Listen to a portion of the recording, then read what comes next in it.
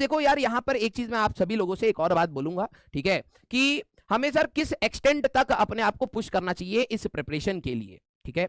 ये बहुत डाउटफुल चीज है और बहुत कंट्रोवर्शियल चीज है, ठीक है, क्योंकि जब हम लोग किसी चीज की प्रिपरेशन कर रहे होते हैं तो हम लोगों को बहुत सारी चीजें खोनी भी पड़ती हैं अपनी लाइफ से, ठीक है, और कई बार वो बहुत इंपॉर्टेंट पैरामीटर्स हम लोग मिस कर जाते हैं जस्ट फॉर द प्रिपरेशन। तो क्या वो चीज मिस करना लाइफ के लिए, एक बिगर पिक्चर की बात करें तो क्या वो सही है या नहीं है, इस चीज को आपको ब्रेक डाउन करके चीजों को समझना है, ठीक है भाई। देखो, कोई भी कंपटीशन आपकी लाइफ या आपके रिलेशन से बड़ा नहीं होता है।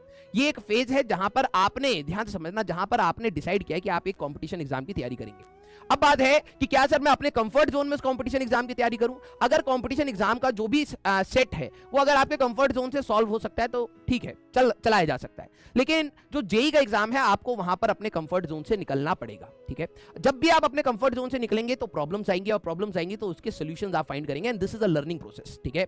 आप कभी भी अपने कंपटीशन एग्जाम की जब तैयारी करते हैं तो आप अपने आप को झोंकिए। झोंकने का मतलब ये नहीं कि आप सब चीजें अपनी कट ऑफ करें, आप कुछ अननेसेसरी चीजों को आप अपना कट ऑफ करें, अपने लाइफ को भी जिए। मैंने जितने भी फेस्टिवल्स आए, मैंने आपको हमेशा कहा कि आज आप मत पढ़ना, आज आप अपने फेस्टिवल को एंजॉय करना, आप अपने फैमिली के साथ बॉन्ड बनाना, और फिर बैक टू स्क्वायर वन आप जाके अपनी पढ़ाई भी करना, राइट।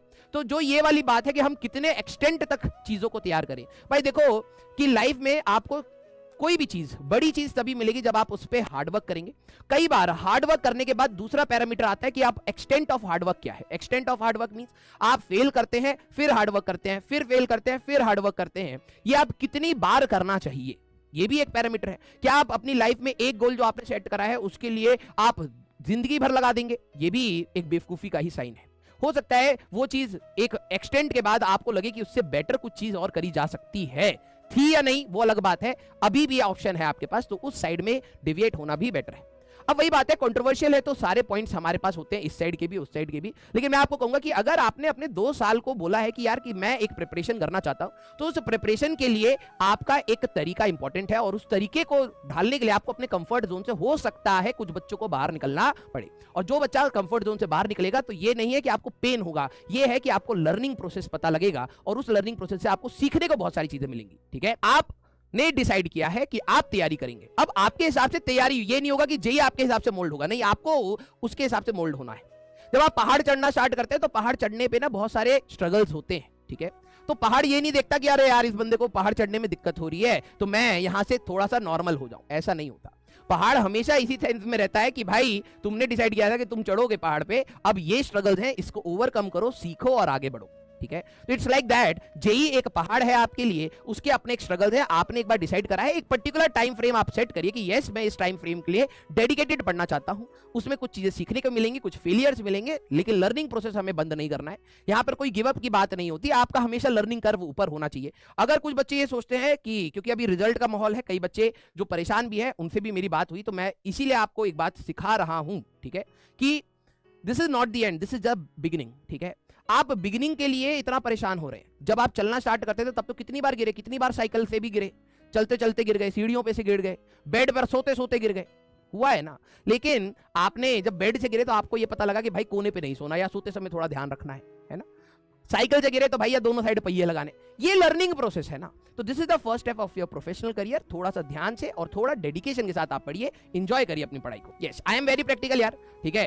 कोई भी चीज हो थोड़ी देर के लिए अपने इमोशंस हटाइए। मैं ये नहीं कह रहा कि आप इंसान मत रहिए, क्योंकि इंसान का मतलब ही इमोशंस है, ठीक है। तो आप इंसान रहिए, ठीक है, मतलब कहते हैं ना संवेदना आपके अंदर रहनी चाहिए, लेकिन यस उस प्रॉब्लम का सोल्यूशन आप जल्दी फाइंड कर लेंगे अगर आप प्रैक्टिकल अप्रोच रखते हैं, ठीक है। बीट एनीथिंग, भले वो आपके रिलेशंस हो या फैमिली कंसर्न हो या फाइनेंशियल कंसर्न हो या फिर वो पढ़ाई हो। एक बार आप इमोशनल चीजें हटाइए, एक बार सोचिए कि आपके लिए क्या बेनिफिट है, एंड यू नो दैट कि आपकी क्या कैलिबर है, कितना आप पुश करना चाहते हैं, कितना आप पुश कर सकते हैं। अगर आप वो सारी चीजों को कंस्टेंट रख के चुपचाप 2-2.5 साल अपना लगाते हैं, मैं ये नहीं कहता आप यहां से लाइफ के सक्सेसफुल पैरामीटर को क्रॉस करते हैं, नहीं भाई, आप यहां से एक पड़ाव क्रॉस करते हैं, ठीक है। एक अच्छा कॉलेज में जाने का मौका मिलता है। आईआईटीज में जिन लोगों का ये थॉट है कि आईआईटीज में जाके ही सक्सेस मिलती है, मैं इस भ्रम को कहता हूं कि भाई मत सुना करो, ठीक है, और ना ही बिलीव किया करो। बहुत सारे कॉलेजेस हैं और बहुत अच्छा पोटेंशियल है हर कॉलेज में। प्रॉब्लम ये है कि बच्चे के माइंडसेट में ये रहता है कि ये कॉलेज कुछ नहीं दे सकता, लेकिन एक्चुअली में कॉलेज आपको कुछ नहीं देगा, कॉलेज आपको सिर्फ एक एनवायरनमेंट देगा। बात यह है कि आप कॉलेज से क्या निकाल सकते हो, ये आपके ऊपर है। सारे अच्छे जगह पर पहुंचने वाले बंदे आईआईटीएंस नहीं होते, ठीक है, लेकिन सारी जगह पर, अच्छी जगह पर पहुंचने वाले बंदे एक हार्ड वर्किंग पर्सन होते हैं विद अ विजन, ठीक है, बी दैट पर्सन। आप एक आईआईटी दिल्ली बेटर है या आईआईटी बॉम्बे बेटर है? मैं कई बच्चों का देख रहा था कि कमेंट्स में था कि sir which college is better, ठीक है। अरे भाई, ये जो डिसीजन है, मैं ये नहीं कह रहा ये डिसीजन या डिसीजन मेकिंग जो आप कर रहे हैं वो गलत है, लेकिन वो अभी गलत समय पर है, ठीक है। जो बच्चे अभी ब्रांचेस डिसाइड कर रहे हैं कि मेरे को क्या मिलेगा क्या नहीं मिलेगा, ये समय गलत है। रीजन बीइंग, क्योंकि ये तब आप डिसाइड करेंगे जब आपके पास मार्क्स होंगे या आपके पास रैंक होगी। ये डिसाइड करके पहले अगर आप बैठ जाएंगे तो आपके पास तो रैंक अभी आई नहीं है, और रैंक नहीं है, मार्क्स नहीं है, तो फिर उस डिस्कशन का कोई फायदा नहीं है ना। तो बी प्रैक्टिकल, जब वो समय आएगा तब उसके बारे में डिस्कस करना, उसके बारे में होमवर्क करना, सारी चीजें अवेलेबल है, ठीक है, आसानी से आपको मिल जाएंगी, लेकिन वो अभी आपके लिए मायना नहीं है। आपके लिए मायना यह है कि उस कॉलेज के डिस्कशन तक पहुंचने के लिए जो रिक्वायरमेंट है वो पहले पूरी की